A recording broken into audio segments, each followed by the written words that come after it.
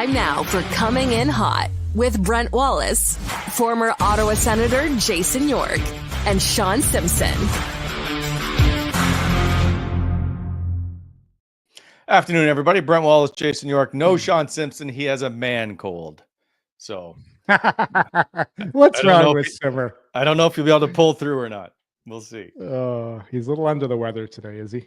He's under the weather. So we will soldier on without him, if you will. Yorkie, you had a big. I want to get right to it because Mike Kelly's going to join us. We got lots to chat about, which includes a great Boston game. Yes. Which brought your name back up for several things. Found people talking about you once again. So we'll get to that. You had a busy couple of days here. Busy. We're gonna have to start doing Yorkie weekends in review. Like, this was nuts. Like, the Sens game was awesome. And by the way, you and I predicted that game correctly. Good on you, Wally. But no, it was there was a lot of stuff going on this weekend. First of all, I got to give number one a shout out to the number one team in the Western Conference in U Sports, the Western Mustangs. Oh, that's your boy. Oh yeah. Off to a great start. And the only reason I'm bringing it up because these guys have taken their lumps over the last 3 years. Great to see them having a good start here with Coach Clark Singer. He's got these guys zinging away, so they're playing well. And I'm going to put on a couple different hats here before we get all our Sens. And I got to give another shout out. I'm going to switch hats here, Wally. I'm going to switch hats. And I got to talk about Elmira College, who also had a good weekend going 2-0. They swept the table against Southern Maine. That's where my other son is. So good start for them as well. Yes, some claps there. Also got to give it to a shout out to the Sens crew, Wally. And by the way, you were supposed to stop off and see me in Stittsville. What happened? You stood me up. No. I didn't say I was coming. I didn't want to crash your party and to be center of attention. So I decided I would just let you and Laurie Boschman control things.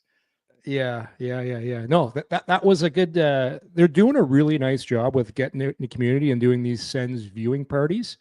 We're out in Stittsville at the Royal Oak. Laurie Boschman and I. So that was a real good night. So 3 things going on. Sens game, Elmira College off to a great start. Aaron Saul, congrats on the good start. But here's what I really want to talk about. Happy for my kids. Happy for the Sens. Happy for all that. But I'm going to switch hats again. Oh my God! I was all over the place. I'm going to put on my McInnes Cooper official law hat. And I got this hat on the weekend on Friday because I was up in Halifax, Nova Scotia, Wally. You're familiar with those parts up in the Maritimes. And I played for this great initiative called Hockey Helps the Homeless, where this goes on all across Canada. Great initiative to help homeless people. But the reason I've got this hat on from McInnes Cooper, it's one of the top law firms in Atlantic Canada. You would think lawyers. You meet lawyers, they're smart. They're supposed to be not that aggressive. We had 3 ejections in our charity hockey event over the weekend. But here's the great things about lawyers. It's never our fault, and this is the great thing about the guys. I gotta give some shout out to Ian Pickard here, who's at the law firm. It's never the fault of the team. You always got to blame the other team for stirring up trouble. For some reason, 3 of our guys got kicked out of games, the charity tournament. And the best part of it is after every game, we'd get back into the dressing room and, oh my God, that other team was rough. I can't believe what a bunch of assholes those guys are. It's a charity tournament, and they're carrying on like this. And all of a sudden, I got to get this name. One of the guys, I think it was Teddy. It's almost like a line you heard on a slap shot. Imagine what the other guys in the room are saying about us. 3 guys kicked out over the weekend, but no, it was lots of fun. So good to meet some good. The Maritime guys are the best. They're just such good people, Wally, and the shenanigans aside on the ice, a lot of good people there. Great event. Met some great guys. What were you gonna say? I have questions. What do you One, it makes me laugh because when you first, because you're used to doing like hockey fights, cancer, whatever. When you first did a Hockey Helps the Homeless, you called it Hockey Fights Homeless or Hockey Fights the Homeless, which makes me feel like this is what you're doing in this weekend. But we do have video evidence, and I'm concerned about the lack of respect that you got for not being able to wear number 33. It's because of 2024, I believe all the pros wore that number. I think I'm going to go with that one because they had number 24 on me. You got video? Is there video evidence here? We do. The right shot D return. I am in full cruise mode right there. Is this full game speed? Is this warm up? That's not, no, it was I was playing. Well, you should have seen my line mate, old boy. Do you think I was slow? Oh boy. But I actually played with another guy, Steve Weidmeyer. I found this out after. He was actually drafted in the same OHL draft as me. He went way higher than me and ended up having a nice career at Maine University. Met some great people, though. And that's the great things with these tournaments. You know, there was Brock, Garrett, and big Sens fan out there, too, Ryan Grant, who's probably watching the pod today. Get this. Ryan grew up in a family where he has a split family, half like the Habs and half like Toronto. He said, screw this. He became an Ottawa Senators fan. Boy. So good on Ryan, who works down at the harbor and Halifax. So no, great weekend. If any of the guys and gals are listening, I know Heather and Rebecca also on the team from St. FX played some hockey there. Got to say, you know everybody's name. Are we just going to list everybody? Listen, I'm a man of the people. When I go do something, I just don't. There's Heather and Rebecca. Well, the only reason my daughter went to St. FX, so you get there. And you really kind of realize how small the world is, Wally. Like you're all the way in somewhere else. One of the guys on the team, Ian Pickard, I find out, well, one of his best friends is Dr. Chris Glover, who's my heart surgeon, who's married to a girl named Carolyn who went to high school. The 6 degrees of separation is crazy when you go around and travel. It's so true. Man of the people who wears many hats. So congrats on your weekend. We got lots to discuss. We do. I don't even have time for all of this. We've got to move on. I know. By the way, I think I've asked you this before. How are the knees after the games? And did you score? I might have got 1 goal. I'm a distributor. I like to pass the puck around. Playmaker. Slow it down a little bit. Okay. I'm just good at all I'm good at, Wally, is hitting the net. I'm only good at hitting the net, getting lots of shots on goal. You know what? We're going to bring that up after. Anyway, please, it's time. He's got a lot to discuss, so I don't want to waste his time. Another great Stittsville member, though. Welcome to the show, Mike Kelly from Sport Logic, NHL Network. Let me see here. Amazon Prime. Used to be at TSN. I think you've done stuff with sport. Do you want me to just list everybody? I do not discriminate. Now the Coming In Hot podcast. Here we go. Nice to see you, sir. You too, guys. How you doing? Great, thank you.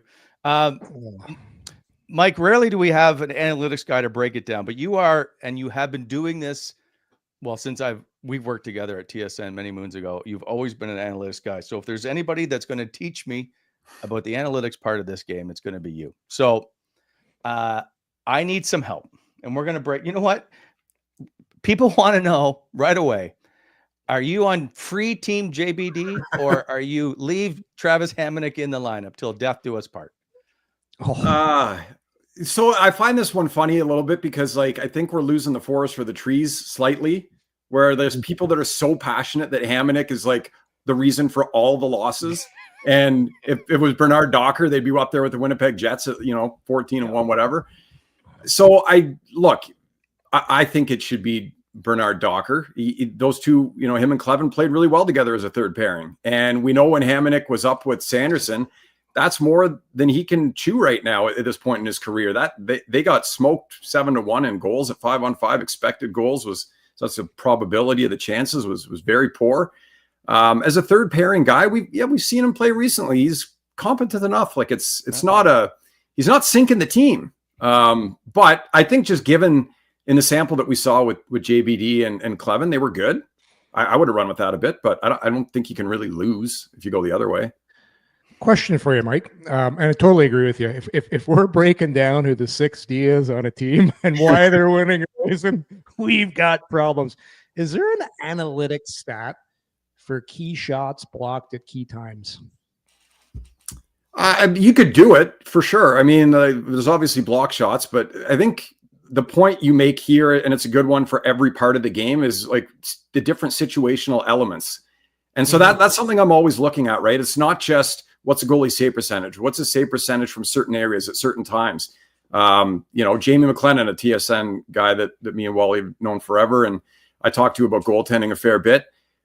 He's talked about, there seems to be goalies that just make those saves. I talked to Wayne Gretzky in the playoffs last year about Grant Fuhr in the Canada Cup, and that was Grant Fuhr's thing, right?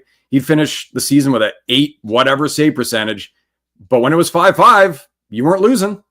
So blocking shots, you could do it. I haven't done it personally. But yeah, you could find out where on the ice in terms of like, was it a key scoring chance, time of the game, score of the game, all those different kind of things. I can just tell you guys from being on the bench at certain moments and certain times of a game. And if you ever see guys jump on a bench, it's guys know when the key moment in the key game is, when a shot block could be the difference between you winning the game. Kind of like the save last game too, when Ullmark made that save, Mike. Like people were saying, his save percentage wasn't that good in the game. Well, if he doesn't make that one save at that one key time in overtime, they lose that game. So it's pretty interesting where you can go with all these different stats.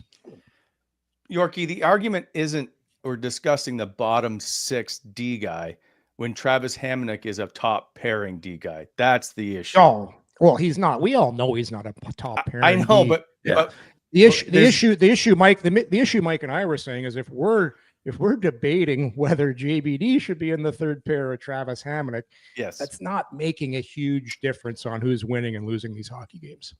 Nope. But what is Linus Ullmark's game? And Mike, oh yeah. So he said the other day, which kind of, it's rare to hear someone speak that openly. I remember the last guy to say he didn't play very well was Joe Corvo, is when the goalie goes, I don't know where my game's at. Statistically, where do you see his game at? Oh, Yorkie, you'd know this from playing in the league too, right? You want your goalie to be a rock of confidence. You don't want to hear that from your goalie. Like, you're back there, man. We need you. Yeah. He hasn't been great this season overall in relation to what he normally is, right? Like the bar is so high with him. But I wanted to clear something up because I've heard this a little bit around Stittsville, these parts that were in here. That, he's a good goalie, but he came from this lockdown defensive team and now he's in Ottawa and they don't defend well. And that's part of the problem.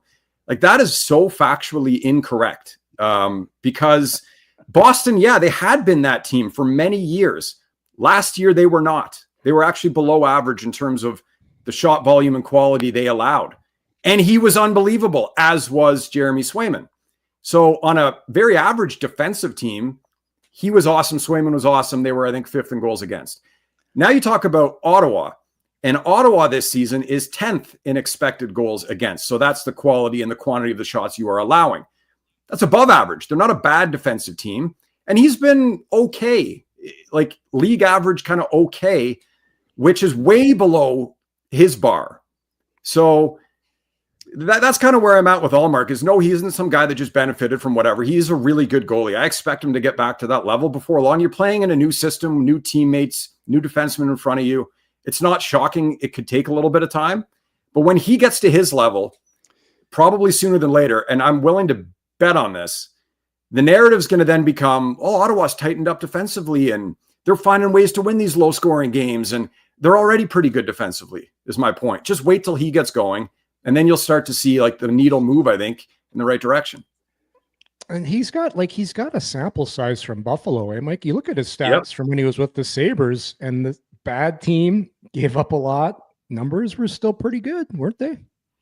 They were. And that's when I first started looking at him as a guy that's like, well, if you could go and get him, maybe that's worthwhile because he did put up good numbers on a very poor defensive Buffalo team.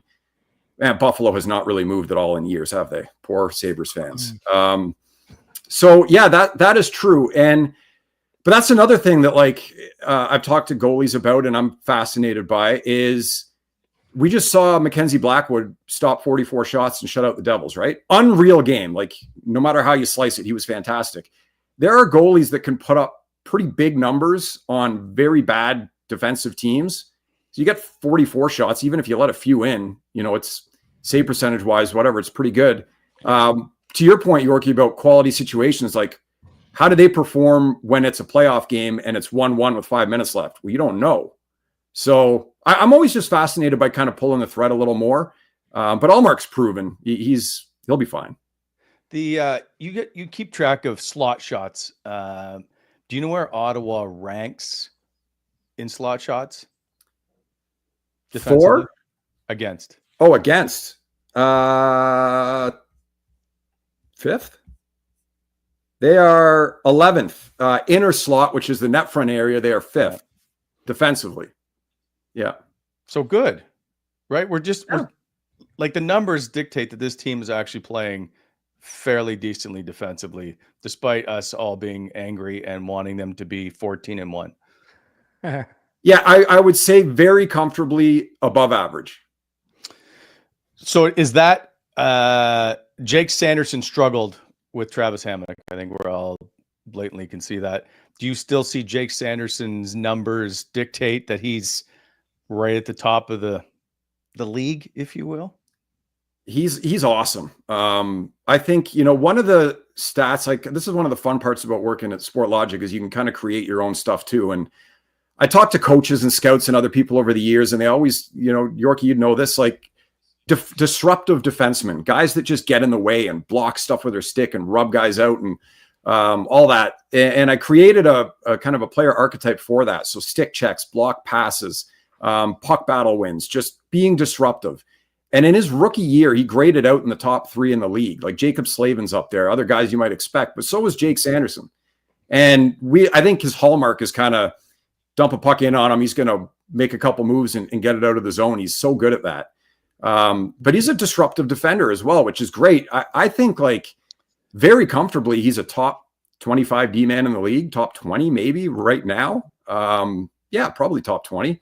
I think the world of him. So he's going to have a long career. Pure number 1 defenseman in my view. I know forward, we're hearing Shane Pinto will return to the lineup after missing the last 8 games. What impact does Shane Pinto have in the Ottawa Senators lineup? I think it's a big one. He's like everything you'd want in a third line center, right? And so like number 1, when those guys come back, as you guys know, it just slots other people more appropriately, which is a big thing on its own. But there's no other forward on the team that does what he does. Like in terms of, he's a very good defensive forward. I think he's kind of got some sneaky playmaking ability as well. And just a smart player, like right place, right time, right play. And when they get kind of those depth matchups, if that's the way you want to throw him and his line out there, they'll win those minutes more often than not. I think they can play against tougher competition too. But yeah, he to me is like, I know the Sens aren't a playoff team right now. Hopefully they can be for everyone. Mike, don't bring that negativity here. But even what I mean to say is like on this team, is he a good third line center? 100%. I think on a very good team, he's still a good third line center. I agree with you. Absolutely. By the way, we spoke to Shane today. I asked him, here it is, about playing on his birthday tomorrow, if it was a little added bonus. Yeah, I don't want it to be my birthday. I think as you get older, even though I'm not that old, every birthday sucks. But yeah, I guess it's nice that it's my birthday tomorrow. I guess. Yeah, but no, really don't care too much. Really, it's 60. Yeah, So bad, yeah, I know. Every birthday now sucks, but yeah. So He's going to be 24 years old tomorrow. He's got to read the room with a bunch of old sports people in there. Like as soon as I heard that, Wally, I thought the same thing. Like that 24 sucks. Wait. Yeah. Just wait. Just wait. That's a classic. What a great room guy, though. Just a great room guy. Like we all know what he does on the ice. Great third line center, right shot. But the guy just brings so much energy to the locker room. And I heard Travis Green talking about that today, fellas. And that's one of the first things he said. This guy just energizes the locker room. Always has a smile on his face, and that's so important in your locker room, man. Mm-hmm. He's fun to be around. Ridley Gregg. So there's well, obviously there's always two sides to it. People see, not seen a lot from him, or are we? And some other people are like, yeah, he does exactly what we need him to do. He's playing on that top line. What do you see from Ridley Gregg? I like him. I think can be a little bit of a straw that stirs the drink sometimes when he's out there. And look, every team wants competitive guys. He's obviously that. Like, I just think about, like, I was looking at this earlier today, and him playing with it's a small sample with Norris and Tkachuk, though. I mean, that's been a great little sample of those guys together. When he was with Stützle and Tkachuk, good sample. Those guys, like, so you move them into different spots in top six roles. Line seems to work magically. Like, I think he can bring some of those elements. And like, he's not the fastest skater. He doesn't have the hardest shot. He doesn't really wow you with one thing, but man, I think as a guy you can move around and put him in different spots, pretty effective player. Mike, I want to ask you, because this has been a big topic. Thomas Chabot, always a huge lightning rod in Ottawa. I'm watching him right now, playing with Nick Jensen. He looks like he's playing some of his best hockey in a long time. Jensen's been great. Eye test, these guys look awesome. They look like they're performing extremely well out there. What's it saying analytically wise for their game? Because the eye test for me looks great. Yeah, no, it's the same. Like, I was looking at this as well. And, the first place I'll start is always just expected goals percentage. So which way is it tilting in terms of the chances you're creating or allowing when you're on the ice? They're up at about 56%. You look at the other D pairings in Ottawa, until you get down into really low minutes, you're not getting above 50% or much more. Wow. So, and that's them, playing a meaningful role. They're not out there against, fourth lines. So, yeah, I think Chabot has always not quite had the right guy with him for the most part. And they've tried different things, but this looks like a great fit. And like, Nick Jensen in Washington was never the most attractive name to a casual fan, but I remember talking about him when Toronto was looking to add someone. They end up adding Jake McCabe.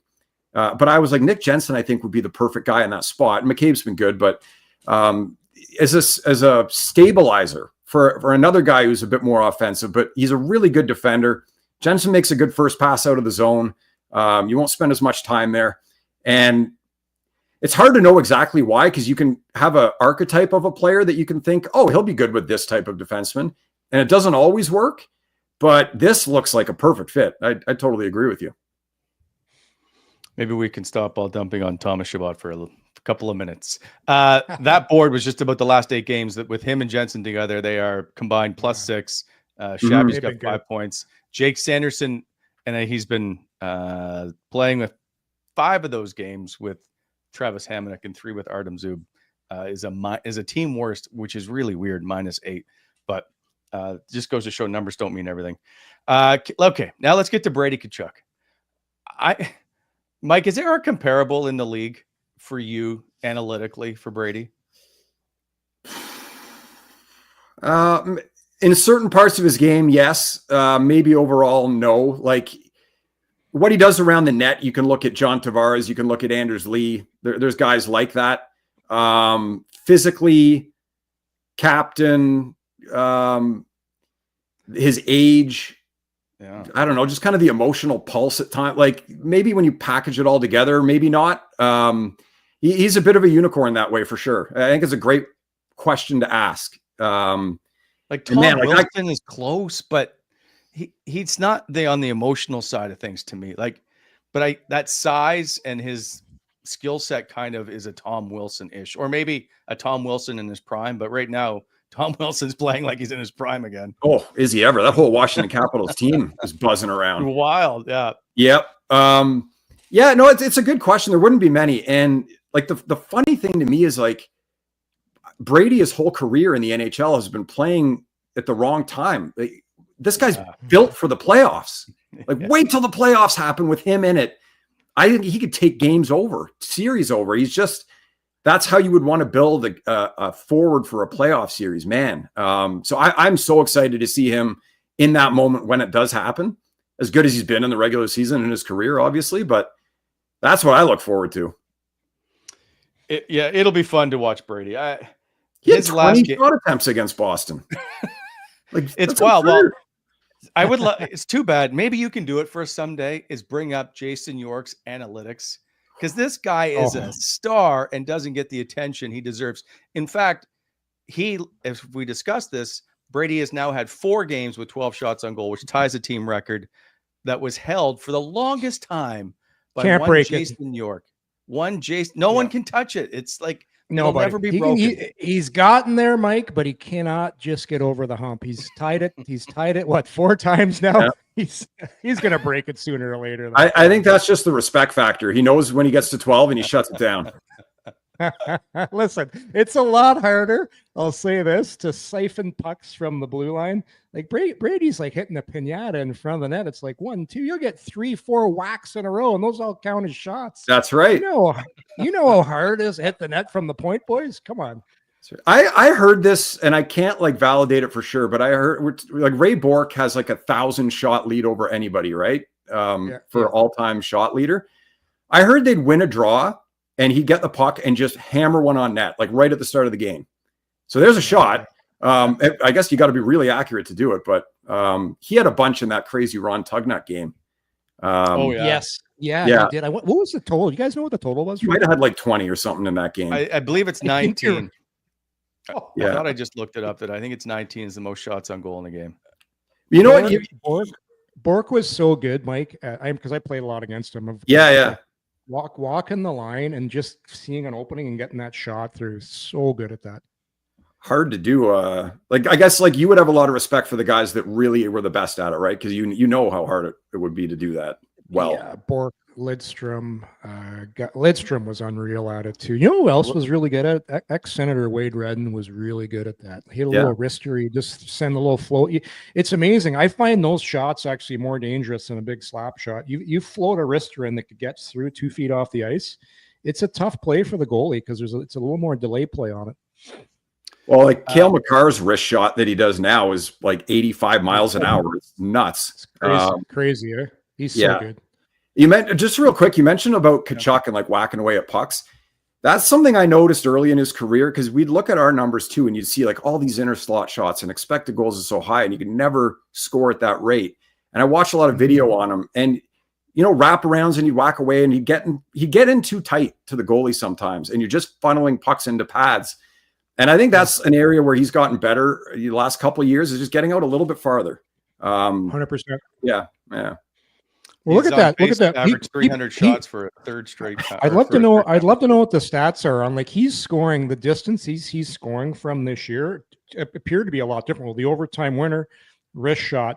He had that play on the power play, Wally, about 3 or 4 games ago where he beat the goalie clean from just around the top of the circles. Because I think he's added an element to your game, Mike. I think you're bang on there. Quickly, but Yorkie, it seems a lot of people can score, though, when they get shots on goal. Here is a look at the all-time Senators franchise leading guy to have the most shots on goal consecutively without a goal. It is held by none other than Jason York. 181 straight shots on goal. Nada. Nothing. Hey, listen, it's not my fault no one's going to the net. You need traffic sometimes to score back there. Hey, just find a way. Like I would have if we would have had analytics in my day, I would have been an analytics darling. I blocked a lot of shots, siphoned a lot on net, and the plus minus was pretty decent too. So where I'd be going right away as your analytics inclined agent would be, how many of those though do you think were tipped in? All these shot attempts at the net. These are just the ones that hit the net. What about all the ones we tipped in? And we start just building a case, right? Just build the case. No, you got it. Don't bring that here. No. No. This is the guy that just can't score. Anyway, Mike, we appreciate you stopping by. We could probably talk about this all day long because there's lots to discuss. But it's too bad we didn't bring on last year. We could have talked about Eric Brandstrom nonstop. But oh boy. Are you a Brandy guy, Mike? Are you a Brandy guy? Again, like it's you're getting into the minutia of what's moving the needle, I think, when you're going down that road. But bigger fish to fry. There you go. Yorkie, you're not even in the top. What are you doing now? Block shots. Wally's just giving it to you today. This guy says he blocked a lot of shots. I can't find your name anywhere. Yeah, I disagree with this. It's up there. All right, Mike. I thank you for stopping by. We'll talk to you soon, my friend. Anytime, Thanks, Mike. guys. Thanks for having me. I appreciate it. Mike Kelly from Sport Logic, who the guy just knows everything about doing analytics. He's just It's so good. analytics. Like everybody's got their opinion on analytics. I coached junior for 5 years. We did analytics. I think if you're ignoring analytics as a coach or somebody that's got to make decisions, you're selling yourself short, because I just think there's eye test is important. Analytics is important. Feel for the game is important. There's just so many different, you've got to use all the knowledge at your disposal. And there's so many good analytic stats right now. It can help you a lot. It doesn't tell the whole story, but it's some real good stuff. And Mike is one of the best in the biz. Yep. He's fantastic at it. We got now we got lots to discuss, by the way, of yes. There was so much that's happened. Plus, we got another thing about you and statistics that happened in the Boston game. We'll get to that too. This show proudly presented by Charm Diamond Centers. Proudly Canadian owned and operated since 1972 with more than 85 locations across the country through Charm and their sister brands. Get custom ring building delivered in less than 4 weeks with the Charm Masterpiece program and an unbeatable pricing policy. Check out large selection of Canadian lab-grown diamonds, mine diamonds, and don't pay until 2025 with their instant in-store financing on approved credit. For more information, go to charmdiamondcenters.com. So Yorkie, in the third period, it was widely talked about against the Boston Bruins that they did not register a shot on goal. In fact, it was 4 minutes and some seconds in the second period that it ended up being over 24 minutes, almost 25 minutes. They didn't record a shot on goal. It was the fifth time in franchise history they held an opponent without a shot on goal in a period. Once was the playoffs in 2017. They ended up losing that game 2-1, round one. There are 4 third period times it has happened. Twice you were in goal. So I was in goal. Sorry, I was not in goal. Boston in 2024, Vancouver in 2007, and then in 1999, February and February, you were part of 2 of those games. So against Buffalo, and then in a 1-1 tie, the shots were 39-15 for the Ottawa Senators. Guess, no shock, Dominic Hasek was in goal. It was insane when we had to play Buffalo back then. Yeah. Like we would outplay the Buffalo Sabres so badly, and no fault to Tugger. Like, you only let one in, but if we had Mike taking stats, our expected goals would have been about 10. But Hasek, anybody that was watching hockey back in the 90s knows how good Hasek was. When he was Buffalo Sabre Hasek, he was arguably the best player in the league. Like, they had no business winning a lot of those games. He would make saves. Like, he'd be on his back, he'd be lying down, he'd kick a leg up in the air, he would do crazy things. So no, that was par for the course. Like, that team was built around Dominic Hasek. They had a good, tough team, a lot of good character guys, but they found a way to win. But that, man, no surprise there with Hasek. He stole a playoff series from us as well. Like, we should have beat them one year, but again, that's when you got a goalie like that, it increases your odds of winning. I don't know what the percentage is, but for Buffalo, we took them all the way to a final one year. It was insane how good this guy was. My first ever trip to Buffalo was covering your round 2 game or round 2 series. Oh yeah, yeah, against the Buffalo Sabres, and you just felt you were up against it with Dominic Hasek. You just and I don't know what it's like in the room for you guys, but we just like what do you do? He's in your head. Right. He gets in the head of your best shooters. A guy like me doesn't matter. Like, I think I actually scored against Hasek because I'm just shooting from the point, looking for tips and rebounds. But for your best shooters, they start trying to get too fine because they know they need a perfect shot instead of like just throwing one on the pads and hoping for a rebound shot goal like that. But that's what those goalies do. Like, back in that era, you had guys like a Hasek, like a Patty Waugh, like an Ed Belfour, like a Curtis Joseph.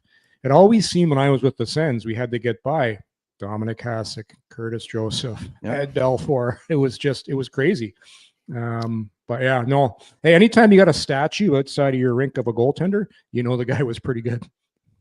It's true. And by It's the very way, that true. statue, if anyone's been to Buffalo, whoever made the statue, Dominic Hasek's pads are backwards.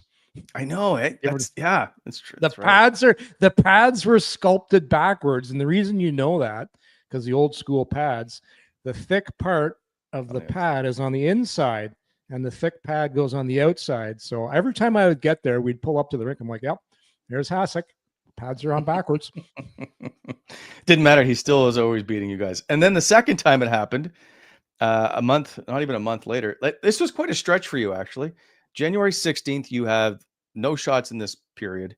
January 30th, you have 12 shots on goal. And then in February 1st, against Vancouver, you assist on the game-winning goal scored by Steve Martins in a 1-0 win in which you held the Vancouver Canucks to without a shot on goal in the third period. Gar Snow, 29 shots. Ron Tugnut, 14. Steve Martins. Steve Martins, one of the best nicknames in the NHL. We called him Pumbaa. Do you know who Pumbaa is? From the Lion King? From the Lion King, the little stocky warthog. Steve Martins was like 5'7", but little stocky guy, jolly too, always buzzing around. So he was fittingly called Pumbaa because the Lion King was popular all the time. Oh my God, Steve Martins. He was always a good little player. I remember Steve Martins. For old school Sens fans that are watching this and used to watch, it was a Buffalo game. Mike Pekka, I'd love to get the video of this. It was one of the hardest hits. Yeah, one of the hardest hits I've ever seen. Pekka was a man. He could throw some hard hits. He comes across the blue line. Poor Pumbaa. Martins is coming through, dangling around like this, and I think Martins got about 5 feet of air off this hip check. He actually went up in the air, did a couple somersaults, but the greatest thing was after the hit, it's like he stuck the landing and he got up and he just started buzzing around again. He says, go ahead. He got caught watching his pass.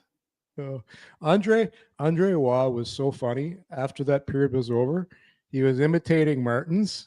And it was like he was playing a video game. He's like going, boo, boo, boo, boo, boo, boo, boo, boo. He's boo, boo, boo, boo, boo, boo, boo, and then back right up again, like when Pac-Man gets eaten. Oh, so funny. I'm sure Steve appreciated that.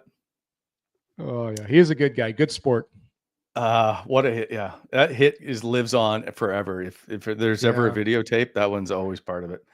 Okay, so let's just get to Brady Tkachuk and that. Well, before we get to that, I don't think people understand how well the Sens played in that game versus Boston. To lock down a team at home, on the road, and not give up a shot an entire period, and that was a pretty meaningful game for Ottawa too. Like, I don't care what anybody says, they needed to win that game. So tons of pressure on Ullmark. So I know we're going to talk about this later, but I'm going to bring it up now. If you don't see a shot, what was the time? I think the broadcast had a time frame on how long he had gotten a shot. Like it was excruciating long, whatever the time was. Finally gets a shot in overtime, and that very easily could have beat him. But that was a massive save at a massive time, and that's right there why you got Ullmark, because old times with the Sens, with the goaltenders of the past, would have been game over. And even though he hasn't had his best start, to me, that was a great sign of perhaps things better to come for Ullmark, because it's just key saves at key times, right? But anyhow. And by the way, Tim Stützle referred to it today of how much money Ullmark put on the board. So you had a sense of how much this was a big the guys know know the guys know too. They're like they want that money into the fine fund for the dinner at the end of the season. But I actually believe that while you and I were talking about this before the show today, we're going over what we're going to talk about. I think Ullmark purposely, I think this guy loves pressure. And I think he purposely talked like that to get people talking and build a little more pressure. It's like, I'm not sure about my game right now. He's kind of coy when I don't know where I'm at. I don't think a lot phases this guy. I just think he's super calm. He knows what he is. He's just being honest too. It's like, I haven't played well, so who knows how the next game's going to go? It's almost like he's toying with the media, and it's like, you know what?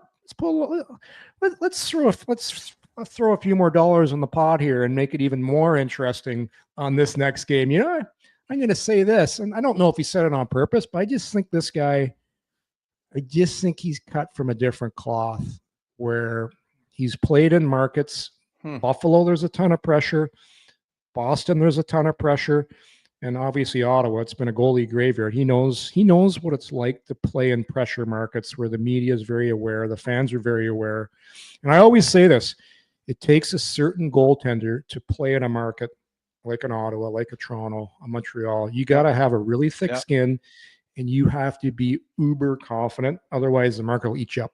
Craig Anderson was like that. This guy, not a lot fazed him. He'd just go about his thing, laugh about things.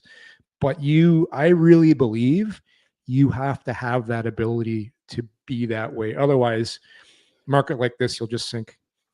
So then my question for you, because you've gone through stretches where you think, or where you know you need to win, this is maybe a leading question, how important was that win for this group that was 1-5 on the road, was in a spot where you don't want to be now 6-8?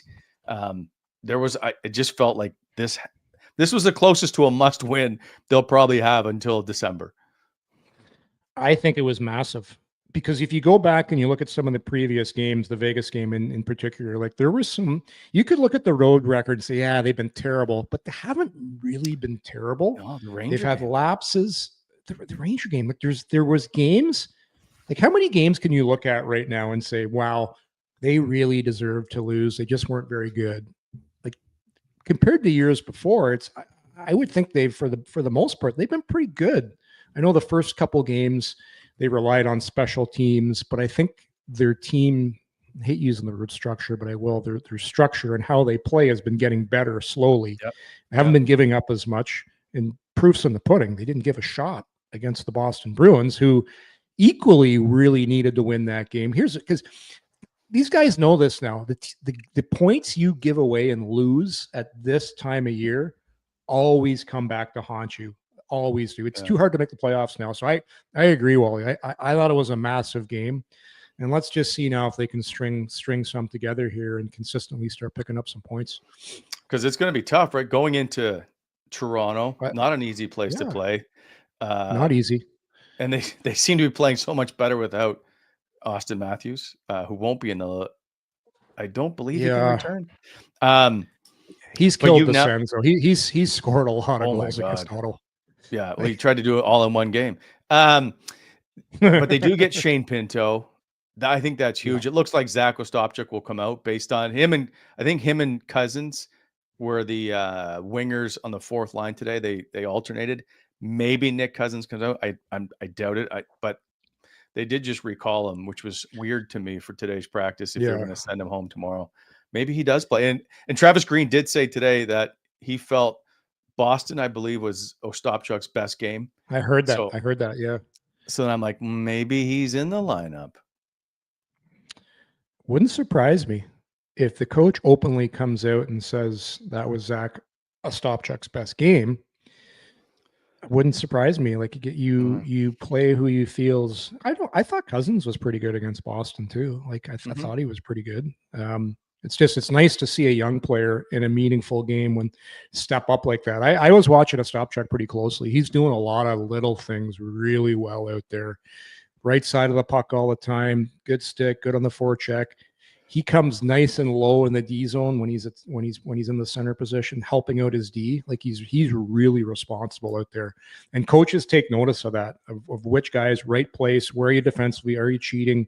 Are you below the puck? Below the puck's a key term, which he's always below the puck. He's always in great defensive position. So I'm going to get, there's not any chance that Anton Forsberg starts tomorrow's game. I don't think so. And nothing against Forsberg. He's played really well. It would be nice to see Ullmark get into a little bit of a groove here. And it's like, hey, you got that Bauer in your pocket in euchre terms to use that Bauer when you need it. because Forsberg's been, you know what? It's nice to now trust your goaltender and know you kind of know what you're going to get now from Forsberg, right? Like you never know for certain, but judging from where they thought, and you remember the look on Travis's green earlier on the season with his facial expression on Forsberg. I think he's totally changed his opinion on the goaltender, and good for Forsberg for doing what he's done. By the way, Tim Stützle talked today for the first time since taking that puck to the eye. He did say he was very lucky and all that, but the interesting part was just, how did the players give it to you, or what did they say to you? And remember, it went off of Josh Norris's stick and deflected. Here's Tim Stützle. Josh wanted to buy me. He felt so bad, but I kept telling him that wasn't his fault. I just tried to make a play, and I mean, they think I look pretty nails right now, but it was just pretty funny now, but obviously got lucky there. So like I said, probably the funniest thing was that Josh felt so bad, and we got over it. That's so good. I think he got 10 zippers over his eye. I love when Stützle talks. Like, the guy's got so much energy, and kind of like Pinto, right? Like you enjoy, but how much? I don't know if you remember this old skit from Saturday Night Live. Do you remember the old Hans and Franz skit? Oh, we're here to pump you up. His voice kind of sounds. I'm not sure if it's Hans or Franz, but he sounds like one of the guys are. Oh my god! I got Dana Carvey and Kevin Nealon, so I'll go with Dana Carvey. He's the shorter one. Anyways, that's the thing. Everybody says that about he's not tough, he's diving. I've played with your eye like that when it's blown up like that and completely swollen. It's really tough because you got so much pressure building up around your eye, and your head feels light. Like it's tough. And it's good on him doing that. He was really lucky too. Like that could have been a lot worse than it actually was. By the way, we haven't discussed the switching of the lines, of moving Stützle and Norris, flipping them basically. I think it's and Greener talked about it again today. The audio's on our YouTube channel, and it's on our Facebook page and on Twitter. You can hear Travis Green. He talks about he wasn't happy with the way those two lines were playing, and so he just made a little flip. They seem to be. I think they're a better defensive group currently with the way they're constructed. Yeah. That line of Giroux, Batherson, and Norris was really buzzing for a few games, but I like putting a guy like Greg on one of your top lines because he brings energy. He brings a little bit of disruption on the forecheck. It just kind of wakes the line up a little bit. Norris and Tkachuk have had some good chemistry in the past, so that line to me comes a little tougher to play against because you have two guys, and I always look at it through a defenseman's eyes. If I'm on the ice against Greg and Tkachuk, I know both those guys are coming to finish me every time. So I'm going to move the puck a little quicker than normal. And Norris has been playing more physical this year too. He's not overly physical. Like if he's coming on the forecheck, you're not nervous, but I give him credit. Like he's buying into what Travis Green's selling, and agreed. I think there's been a notice. I know people are going to roast him for the decision on the back check in overtime. That wasn't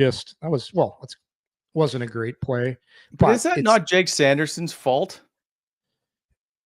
So it's a communication thing. They both have to be vocal. I think what happened on that play is, if you look at Norris, he takes a look back, and then I think he thought that Tkachuk was closer, and then he makes a split-second decision to take the trail guy, which is the third guy coming into the zone.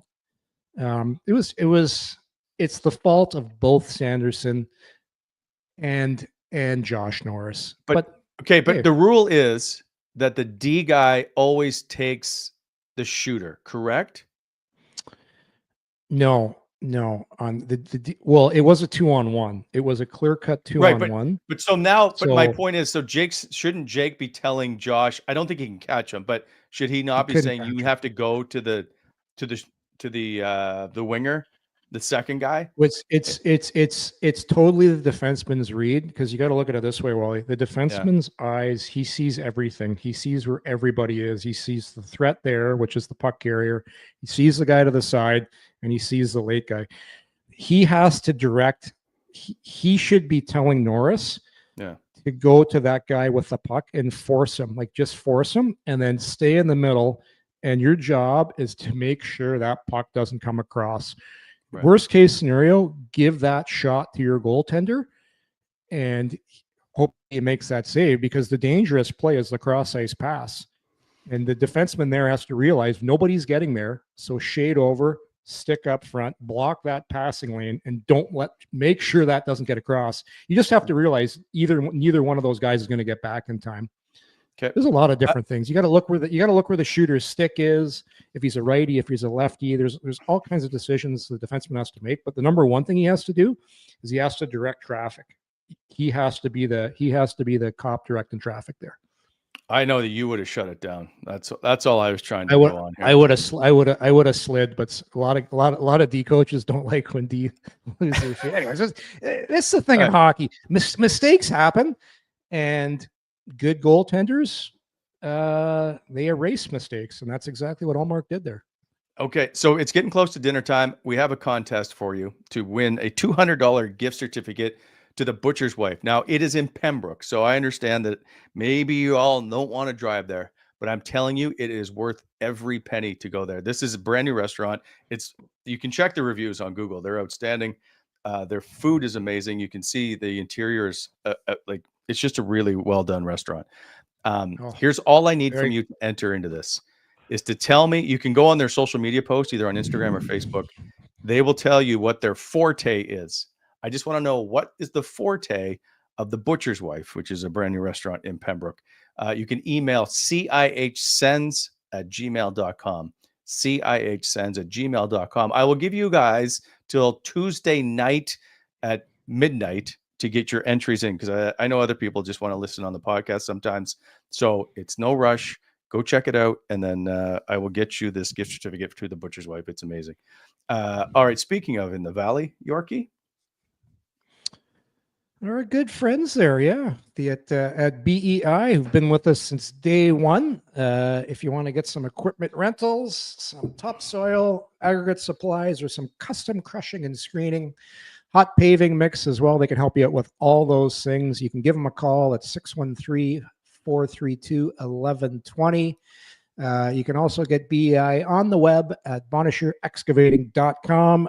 BEI is helping to shape the Ottawa Valley. And please slow down in construction zones. Also, by Bet365, proud presenting partner of Coming In Hot. Open an account today with Bet365 and bet on a huge range of markets. So whatever the sport, whatever the moment, it's never ordinary at Bet365. Use code NATION. Must be 19 years of age or older. Please play responsibly. Download the app today. By the way, there was an afternoon game. I don't know if you saw this, Yorkie.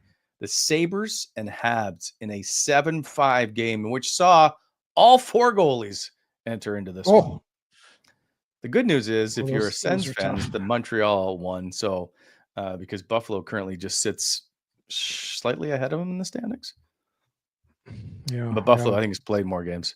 Buffalo's 15 points. Yeah, they're 1 point up, 2 games in hand for Ottawa.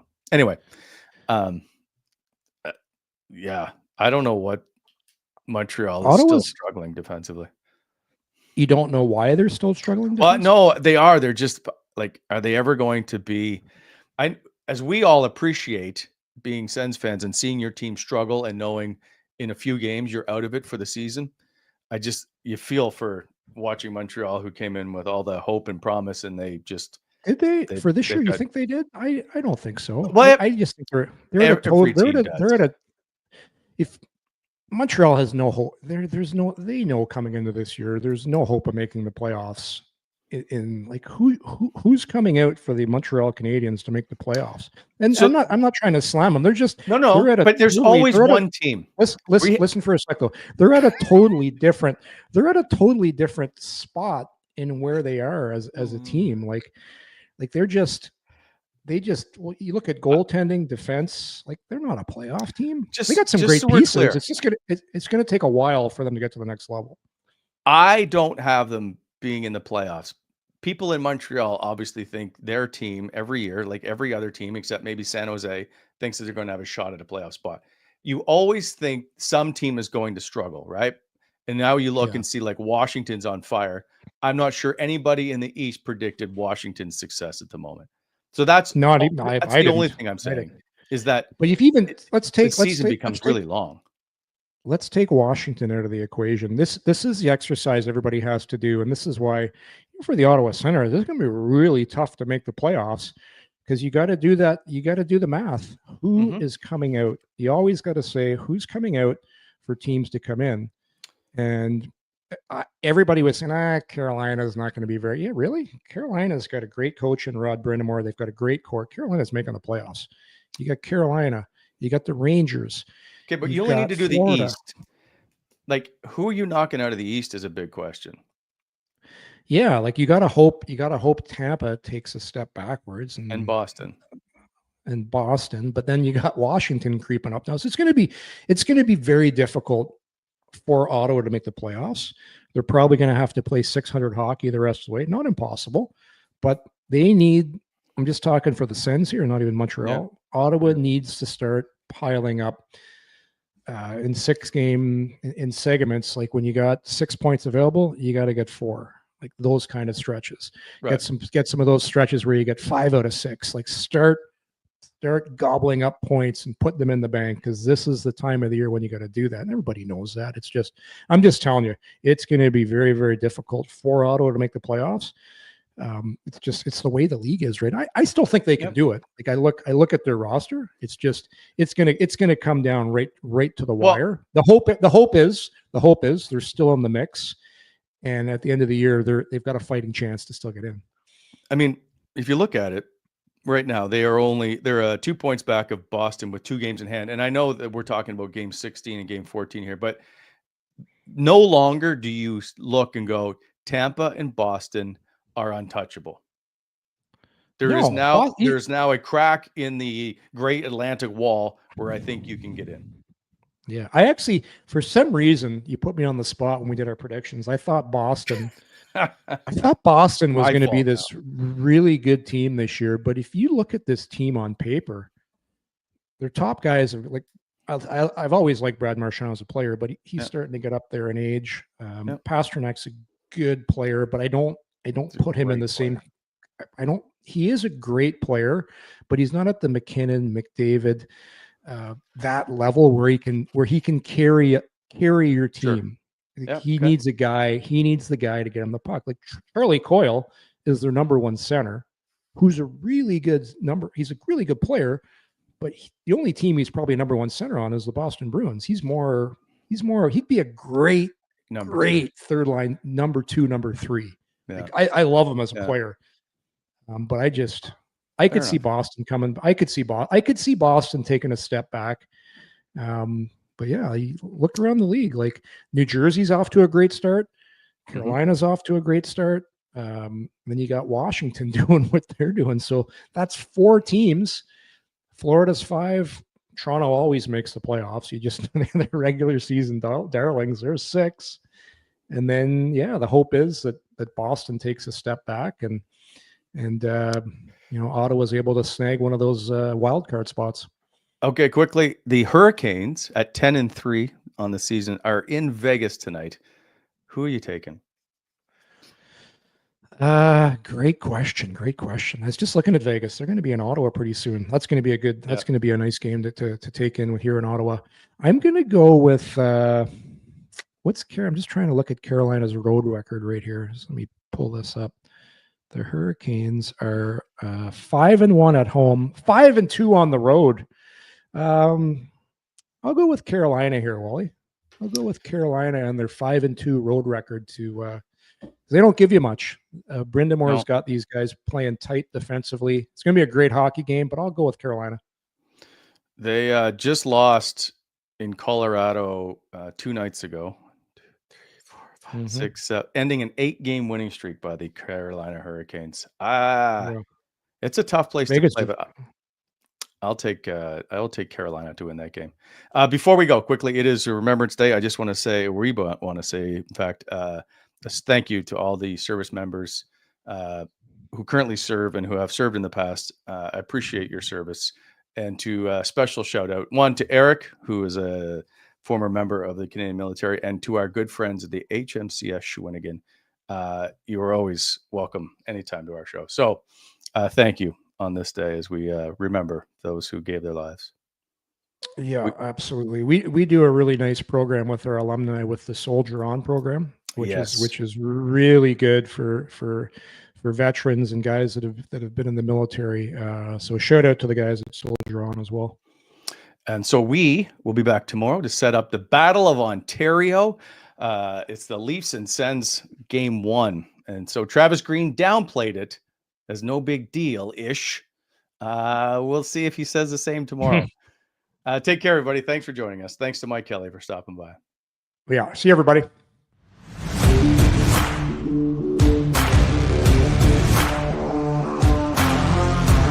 Thanks for tuning in to Coming In Hot.